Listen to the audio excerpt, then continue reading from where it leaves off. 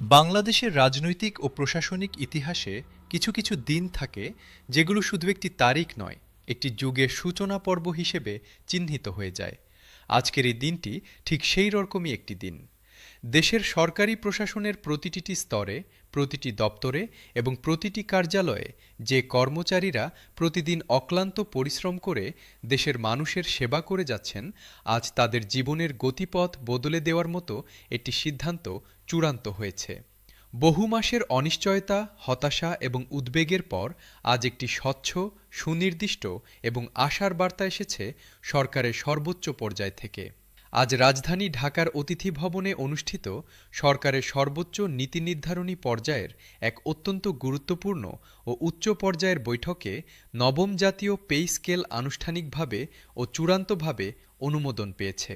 এই অনুমোদনের পাশাপাশি দেশের ২২ লক্ষেরও বেশি সরকারি চাকুরিজীবীর জন্য একসঙ্গে তিনটি অত্যন্ত গুরুত্বপূর্ণ ও যুগান্তকারী সিদ্ধান্ত ঘোষণা করা হয়েছে, যা সরকারি প্রশাসনের মূল কাঠামোকে ঢেলে সাজানোর পথে একটি সাহসী ও দূরদর্শী পদক্ষেপ হিসেবে বিবেচিত হচ্ছে।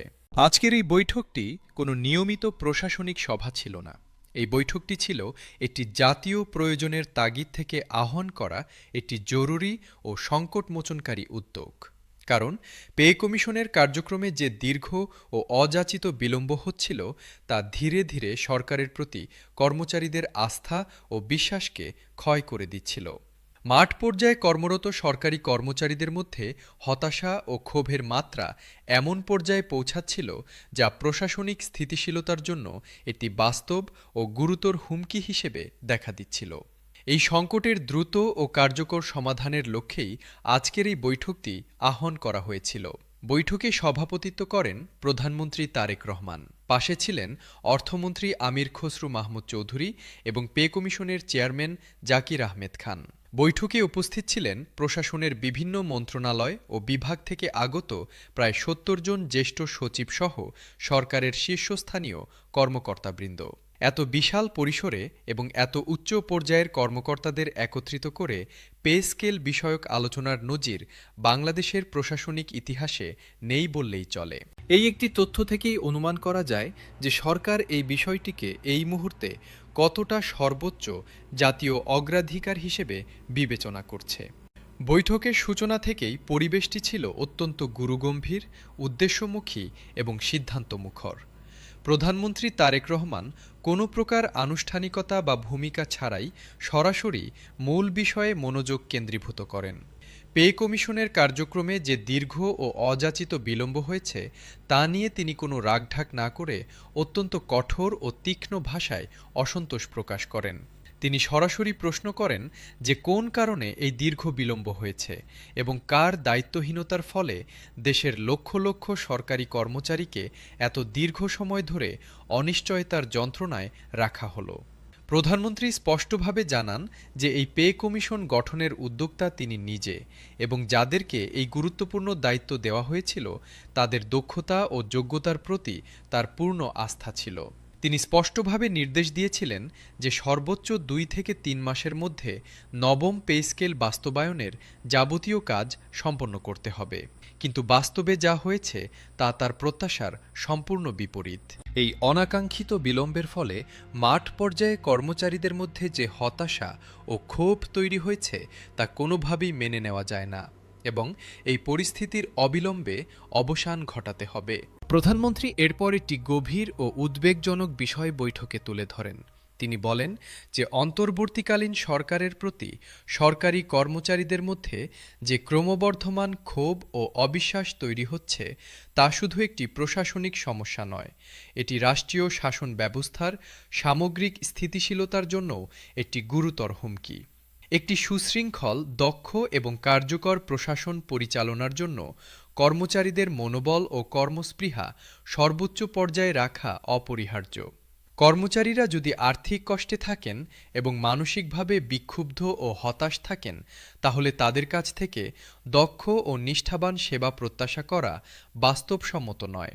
তিনি এরপর দ্ব্যর্থহীন, কঠোর এবং অত্যন্ত স্পষ্ট ভাষায় নির্দেশ দেন যে আগামী ১ এপ্রিলের মধ্যে নবম পে স্কেল পূর্ণাঙ্গভাবে বাস্তবায়িত করতে হবে এবং তার আগেই অর্থাৎ আগামী ২৪ মার্চের মধ্যে চূড়ান্ত গেজেট প্রকাশ করতে হবে। এটি কোনো পরামর্শ বা সুপারিশ নয়, এটি প্রধানমন্ত্রীর সরাসরি ও অলঙ্ঘনীয় নির্দেশ এবং এই নির্দেশ পালনে কোনো ব্যর্থতা বা গাফিলতি কোনোভাবেই বরদাশত করা হবে না। প্রধানমন্ত্রীর এই কঠোর নির্দেশের পরিপ্রেক্ষিতে অর্থমন্ত্রী আমির খসরু মাহমুদ চৌধুরী তাৎক্ষণিকভাবে এবং দৃঢ়তার সঙ্গে পূর্ণ সম্মতি জানান।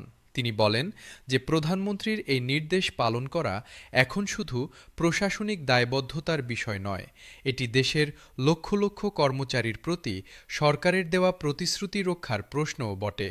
তাই নির্ধারিত সময়সীমার মধ্যে গেজেট প্রকাশ করা এখন সম্পূর্ণ বাধ্যতামূলক। অর্থমন্ত্রী আরও জানান যে সরকারি কর্মচারীদের মধ্যে বেতন বৃদ্ধির বিষয়টি নিয়ে নানা বিভ্রান্তি ও গুজব তৈরি হয়েছে, যা পরিস্থিতিকে জটিল করছে।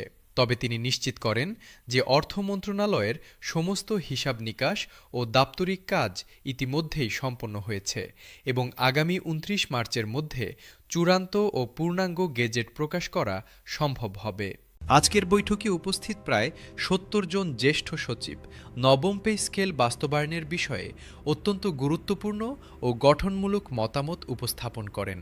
দেশের প্রশাসনিক ব্যবস্থার এই সবচেয়ে অভিজ্ঞ কর্মকর্তারা সম্মিলিতভাবে বলেন যে একটি জাতীয় বেতন স্কেল পরিবর্তন করা জটিল হলেও ২ থেকে ৩ মাসের বেশি সময় নেওয়া কোনোভাবেই যুক্তিসঙ্গত নয়।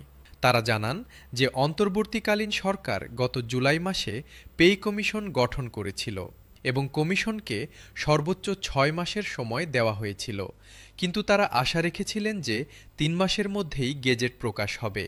এতদিন পরেও কাজ শেষ না হওয়ায় পে কমিশনকে কঠোর জবাবদিহিতার মুখোমুখি হতে হচ্ছে। সচিবরা আরও বলেন যে দেশের সরকারি কর্মচারীরা বর্তমানে ক্রমবর্ধমান বেতন বৈষম্য ও লাগামহীন মুদ্রাস্ফীতির দ্বিমুখী চাপে অত্যন্ত কষ্টকর পরিস্থিতিতে পড়ছেন।